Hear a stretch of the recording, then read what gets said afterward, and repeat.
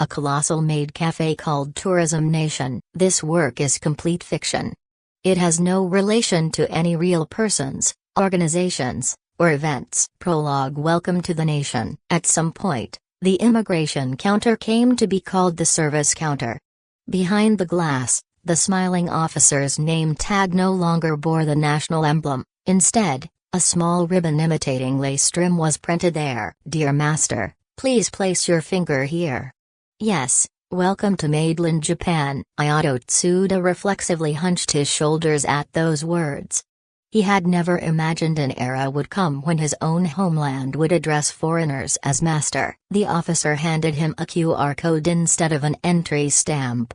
National Maid Service Pass, a coupon book issued by the state for service. Tourists buy them, residents sell them. Tips in foreign currency. Taxes auto-deducted. The law's name was a laughably straightforward Basic Hospitality Service Act. Ayato reached for the employee ID in his breast pocket, then remembered it no longer existed. The last one he held had been nullified together with an envelope from Kasamgaski one spring day. Inside the envelope was a single line in red ink: potential for military dual-use concern. Request for voluntary accompaniment. Chapter 1: The Multiplication Prohibition Order. Ayato used to be a process engineer at a materials manufacturer. What he honed on the shop floor was hammer-like, mud-caked skill, getting hands dirty, measuring, cutting, chasing tolerances, replacing setups so that 10 people could produce the output of 100. The work of multiplication. But that multiplication became dangerous. Factory equipment, materials, measuring instruments, chemicals, anything with potential for dual use. Dual-use potential cannot be proven non-existent. Therefore, the safest course is not to do it at all. He still remembers what a young bureaucrat let slip at a drinking party. If we make a mistake on national security, our career is over. Even if a company goes under, responsibility stays vague. That logic gave birth to special investigation units. Joint teams. Layered authority. Diluted accountability. Ayato's company was no exception. One line on an export application form was deemed ambiguous, and the factory was placed under a preservation order and shut down. Line stoppages broke people's hearts before they broke machines. To avoid arrest, engineers changed jobs. Making things just isn't worth it anymore. The place they flowed into was hotels, tour companies, and the state-run Maid Café. The government called it a growth strategy. Chapter 2: The Basic Hospitality Service Act. The Prime Minister's press conference felt like a live stream from a concept cafe. With a spotless smile, he declared, "Our nation will become the world's foremost supplier of hospitality. From the era of making things to the era of providing experiences. Your smiles will earn foreign currency." Smiles earn foreign currency. A beautiful phrase, but Ayato could see the structure beneath it. Smiles do not scale. The time and energy one person can give in a day have hard limits. No matter how hard you try, supply can only grow by addition. And the ceiling of addition becomes the ceiling of national wages. Ayato was assigned to a gigantic facility on Tokyo Bay. Official name: National Tourism Service Center. Everyone called it by its common name, the National Maid Café. 4 floors. First floor, first time for inbound visitors. Second floor, traditional service for the wealthy. Third floor, cultural exclusive rental for corporate groups. Fourth floor, government-only back-office negotiation rooms. On the second floor, Ayato whisked matcha. He said welcome home, master, and had the angle of the bowl corrected during training. It felt like a joke that these hands once dealt in microns. His colleague Sayo was a former customs officer. She laughed and said, "Hey, Tsuda-san. As a way of collecting tax, this is genius. Withholding on tips, consumption tax on coupon books, service charges on service itself.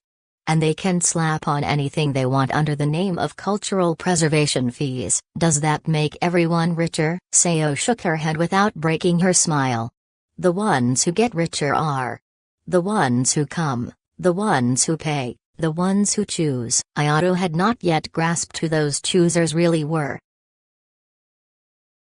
Chapter 3: The Giant Inn and the Divorce from the Sea. One night he was summoned to a back-office negotiation room. Unusually, the instruction was to wear a suit instead of uniform. The other party was a representative of a foreign fund with no listed address on the business card. Beside him sat an interpreter whose tone was not diplomatic but hospitable. Japan is wonderful. Safety, food, cleanliness. We are seeking a more comfortable stay. Ayato began to realize that stay had quietly come to mean the same thing as governance. The country was turning into a hotel rather than a nation. Sovereignty was no longer kept at the front desk. What was kept there was check-in, complaint handling, and the mood of VIP guests. Sayo whispered, "This is what they call the Giant Inn. The result of an oceanic nation divorcing the sea." That night, Ayato read an online series by a former Self-Defense Force member on his phone. It coldly described a strategy of using Okinawa as an outer wall and turning the mainland into cushioning material for chaos. From the outside, Maidland Japan raises the cost of invasion. All that needs defending are the key bases. Just like a hotel renovating only the VIP floor while letting the regular floors deteriorate. When he finished reading, a chill ran down Ayato's spine for the first time. Tourism nation was not merely an economic policy. It was remaking the very shape of the country into the shape of the service industry, and the final form of the service industry is often this: those who obey are the ones who remain. Chapter 4: Blackout on Chinese New Year. The turning point came on the most tourism nation-like day of the year. Chinese New Year. Maximum visitors. Peak tip values. The Colossal Maid Café's occupancy rate was practically revered as a sacred right. That evening, a blackout struck. Part of central Tokyo went dark. Elevators stopped. Kitchens stopped. Payments stopped. The circuitry of hospitality was literally severed. The cause was an accident at a substation. But restoration took time. No parts. No technicians who could replace them. The factories that once existed domestically had been repurposed as resorts, equipment exported, people redirected to service jobs. The site descended into chaos. Angry guests had made uniformed staff bowing endlessly. Ayato kept apologizing too. "We sincerely apologize. We are confirming the situation right now. We will strive to improve." In that moment, Ayato understood. Addition-based work is fragile when something breaks. When multiplication equipment stops, addition cannot substitute. The reverse is also true. But a country that discarded multiplication has no choice but to bear everything with addition alone. In the blackout darkness, Sayo murmured, "Hey, Tsuda-san. This isn't so much the nation becoming a maid cafe, it's the citizens being used up in place of equipment." Chapter 5: Who is the Master? Several weeks later, the government issued a statement. Due to supply constraints, wage increases are difficult. However, we ask for your proud hospitality. Pride. When that word is used as a substitute for wages, pride is not currency. It is anesthesia. Around Ayato, people began to collapse. Overwork. Depression. Household bankruptcy. National service had ceased to be defense or welfare, it had become life support for drip. One midnight in the back-office warehouse, Ayato found an old toolbox covered in dust. Vernier calipers, micrometers, wrenches. When he picked them up, the metal felt cold and honest. Sayo peeked in. "Nostalgic?" "Not nostalgic. I want to go back." Ayato said, "It's not that service is bad. But when you turn the nation's spine into hospitality, you get osteoporosis." Sayo laughed. "So what are you going to do?" Ayato closed the toolbox and said, "First, we rephrase who the master really is." The next day he started small study sessions with colleagues. Between shifts, the basics of equipment, materials, measurement. The entrance to multiplication, once again. But participants were few. Everyone was exhausted.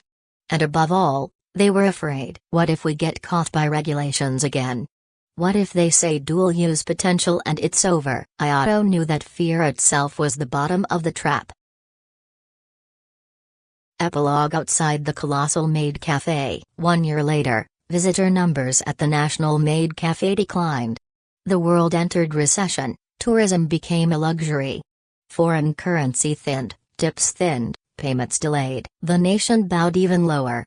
Discounts, tax exemptions, preferential treatment, and finally something close to a directive mandating obligatory smiles.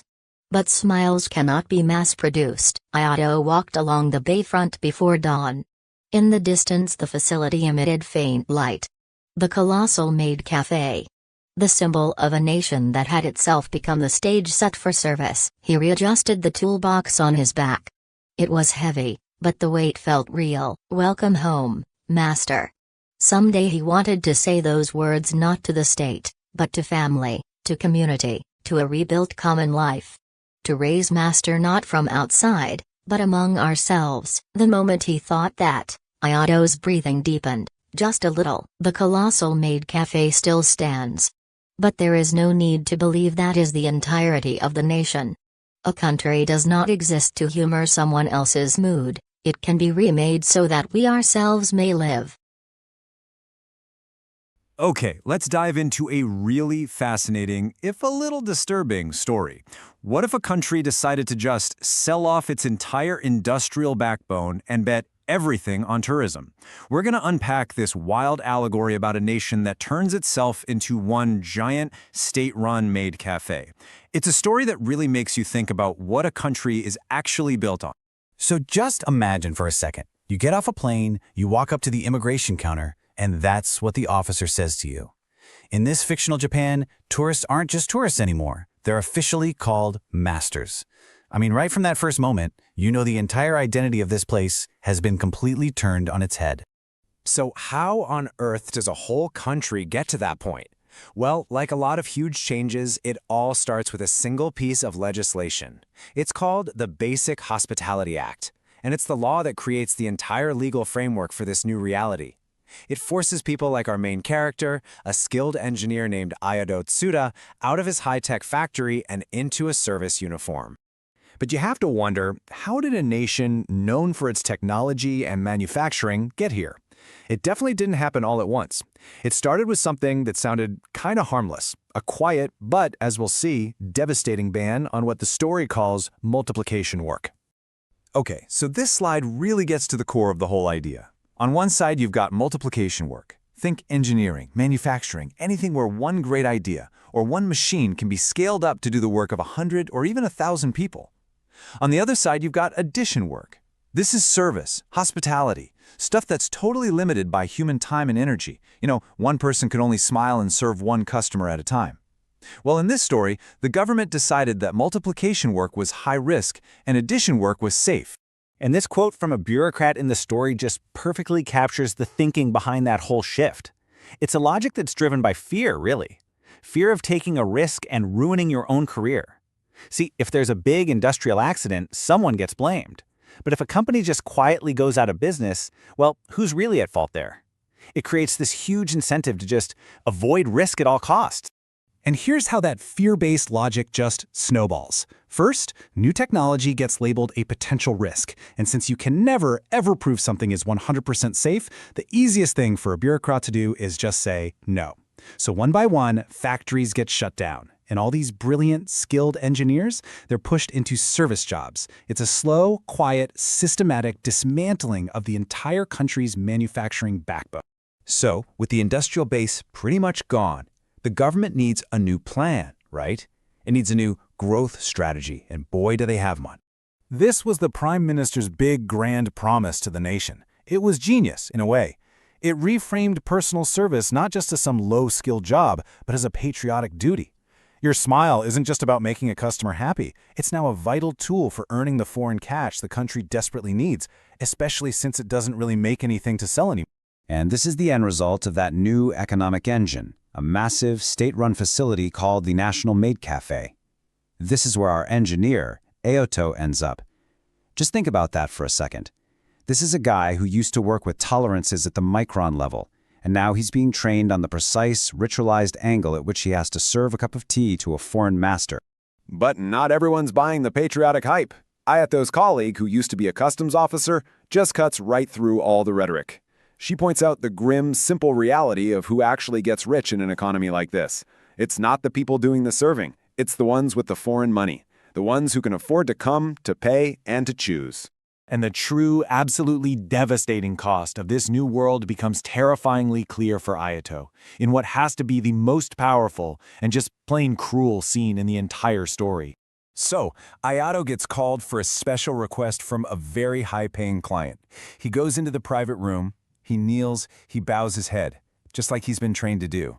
But then he hears a voice he recognizes, a voice he hasn't heard in years. It's a ghost from his past life as an engineer. And with that single, devastating line from his old colleague, Kano, the entire brutal power dynamic just slams into place. In that one moment, the creator has become the servant. His peer is now his master. Then Kano just lays it all out. After their company got shut down here, he was recruited by an overseas competitor. They gave him basically unlimited resources and said, go, build whatever you want. And now, he's back in Japan to spend the massive bonus he earned from a blockbuster new product, a product built on the very same technology that Japan itself had abandoned as too risky. This is the absolute gut punch climax of their conversation. It lays the whole broken logic of the nation's strategy completely bare. Foreign companies now build and sell the amazing technology that Japan was too afraid to produce. And what does Japan do? It sells smiles and bows just to earn enough foreign cash to buy back the very things its own people used to create. The irony is just staggering. So here's the question. What happens when an economy built entirely on addition, on human service, runs into a problem that you can't just solve with a polite bow and a sincere apology? The story shows us just how incredibly fragile this whole system is. A huge blackout hits the country, but there are no spare parts to fix the power grid because all the factories that made them are gone. And even worse, there are no expert technicians left who know how to do complex repairs because they've all been retrained to serve tea. The moment that multiplication infrastructure fails, all the addition work in the world can't fix it. And sitting there in the dark, Ayato's colleague voices this absolutely horrifying realization. This isn't just about the country becoming a cute maid cafe. It's much darker than that. It's a system that's literally using up its people, their smiles, their energy, their stamina, as disposable parts to replace the actual physical equipment the nation no longer has. After the big crisis, the story moves into the final, and maybe the most desperate, phase of this whole economic experiment. So with the economy obviously failing and the people totally exhausted, what does the government do? Do they offer solutions? Support? Nope. They offer an appeal to emotion. Sorry, we can't really give you a raise, but hey, you should serve with pride. Pride is now officially being used as a substitute for pay. And this leads Ayato to his final, powerful conclusion, a devastating metaphor for this entire national project. If you make service the nation's backbone, you get osteoporosis. A country that's built on smiles and bows without the hard, structural strength of industry is fundamentally brittle. It's a nation with a weak, hollow core, ready to fracture. But the story doesn't end in total despair. Ayato knows the giant maid cafe isn't going away overnight.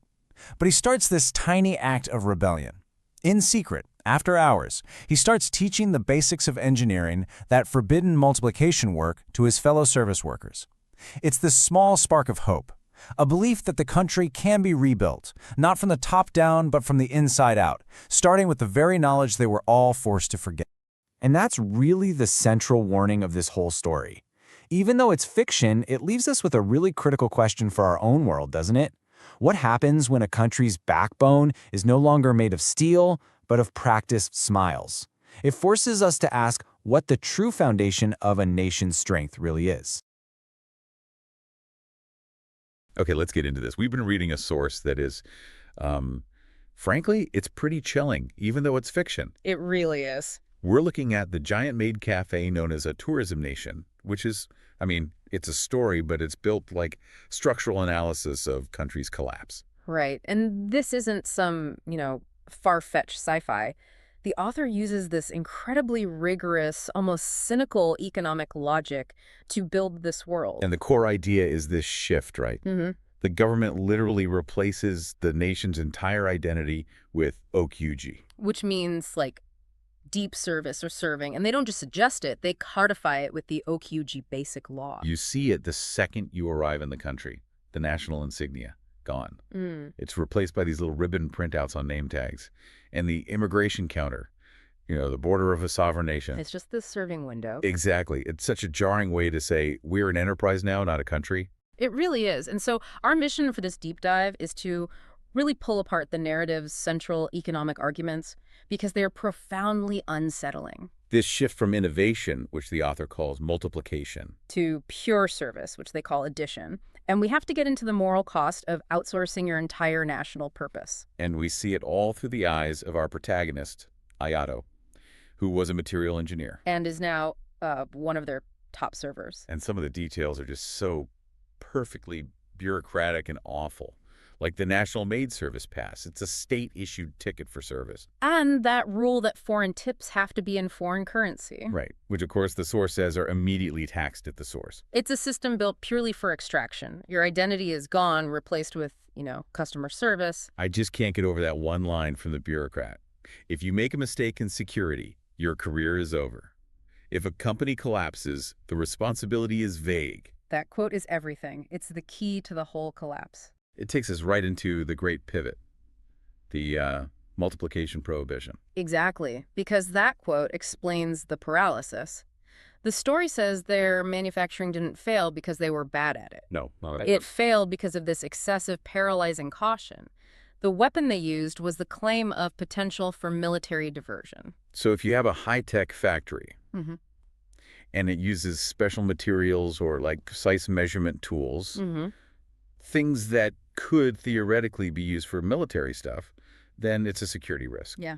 And some bureaucrat has to sign off on it. And if you're that bureaucrat and you sign off and something goes wrong years later, your career is toast. But if a company just goes under because you buried it in red tape? The responsibility is vague. So the safest choice for the individual was just to say no. It's the logic of inaction. The multiplication prohibition order wasn't a grand conspiracy. It was just the path of least resistance for thousands of career-minded officials. Just don't do it. And the result is immediate. It's a catastrophic brain drain. Ayato, his friends, they're all process designers, material scientists, and their companies are just ruined.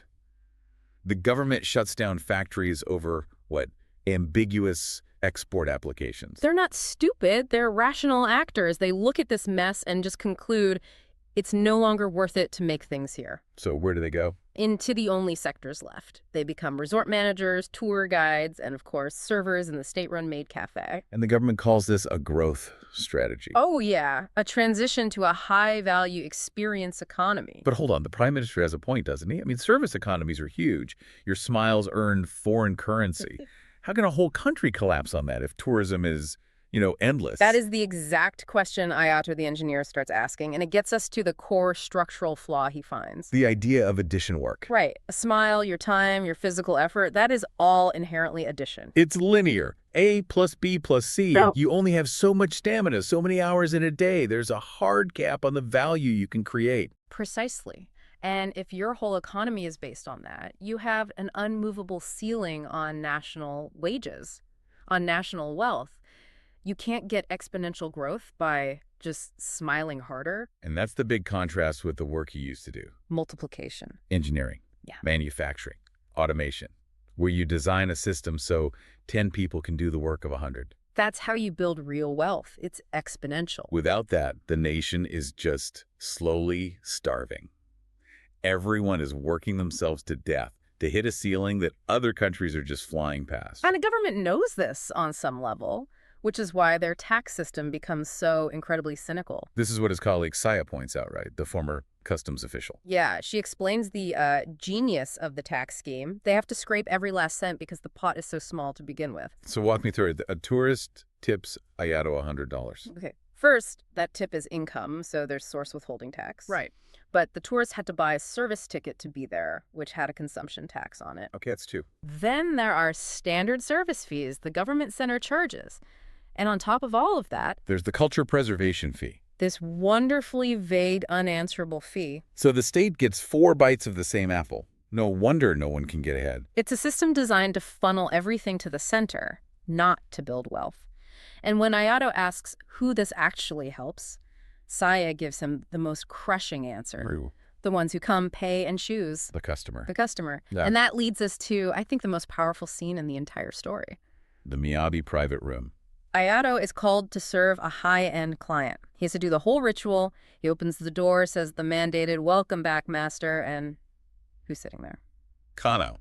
His old desk mate from the factory, the guy he used to solve material science problems with. Oh, that is brutal. And Kano isn't a tourist. No. He lives abroad now. He works for a big continental manufacturer, and he got out. And he's rubbing it in. Well, he explains he's making triple what he used to. And his new boss's mandate was the complete opposite of what they had at home. It was build whatever you want, even if you fail. Compared to here, where he says making things itself felt like a crime. And then comes the real gut punch. He shows Ayato his new smart device. And Ayato, the engineer, he sees it instantly, the material of the casing. It's an ultra-thin heat dissipation alloy. Wait, don't tell me. It was their project, a technology they developed together that was shelved in their home country because they could never get the government permissions. That fear of military diversion again. So their invention was stopped for being dangerous, and now he's a customer, buying a product made with it, being served by the guy he invented it with. It's the perfect cruel irony. And then Kanano pays him a huge stack of foreign currency chips. How much? The equivalent of Ayato's entire monthly salary. And as he pays, he asks the question that just breaks the whole thing open. We were stopped from making machines because they were dangerous. Now they make them and we sell smiles to buy them. What were we trying to protect? And Ayato can't say anything. What can he say? His only skill left is to bow perfectly and hide his frustration. He just takes the client's cup and reheats the cold matcha. That act of service is all he has left. This loss of sovereignty, it's not just personal, it's systemic. Completely. Ayato has this realization later when he's called to the backyard negotiation room. Right, to deal with some foreign fund representative. And he realizes the entire country has become a giant inn. The main job of the government isn't defense or development anymore. It's crisis management. It's customer satisfaction. It's making sure you get a 5-star review. And Saya, the customs official, she backs this up with a physical observation. She says the country has divorced the sea. Their defense policy, apparently pushed by a former military officer's articles, is to just use buffer zones, it's implied to be outlying islands, to make an invasion more costly. While all the actual investment goes into the VIP areas. Exactly. You're a hotel renovating the penthouse suite while the foundation is rotting away. And that foundation is about to crack. It is. The ultimate test comes during the Spring Festival Lunar New Year.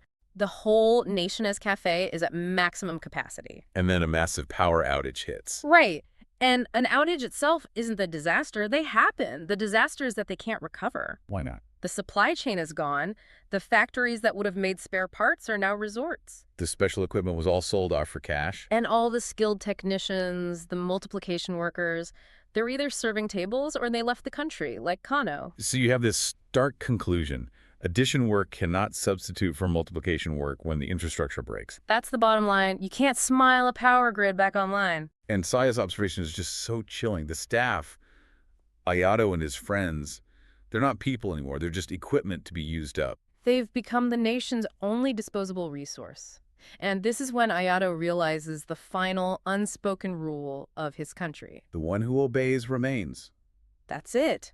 Survival depends on obedience to a dying system. And as the system decays, people are overworked, exhausted.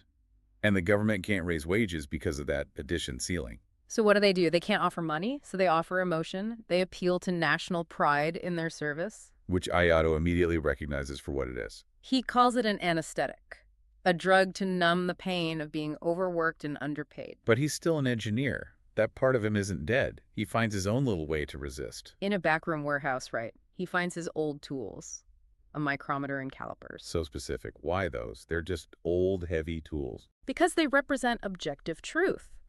A micrometer doesn't care about customer satisfaction. It measures reality precisely.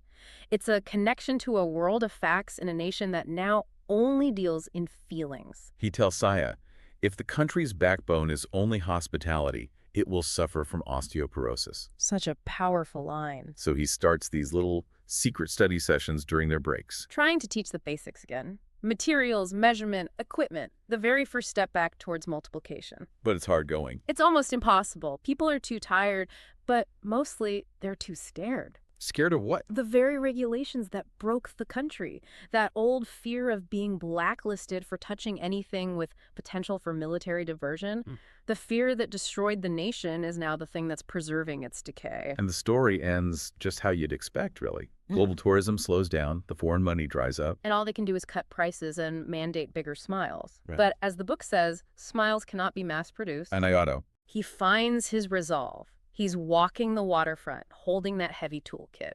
And his final thought is that he needs to get the country back to a place where the words, "welcome back," are said to family and community. Not to external masters. So after all that, what's the lesson here for you listening to this? I mean, it seems like the core structural warning is about letting fear, especially national security fears, completely stifle innovation. To the point where your people are forced into these low-ceiling jobs, effectively becoming employees of the outside world. You trade your ability to produce for the illusion of security. It's fascinating, isn't it? They sacrificed multiplication, their means of production, for the safety of addition simple transactions. And the question the text leaves us with is this: is a nation meant to exist to appease external customers? Or is it meant to be built and rebuilt by its own people for their own lives? That's the difference between a country and a service station. And it's something I think every society has to grapple with now.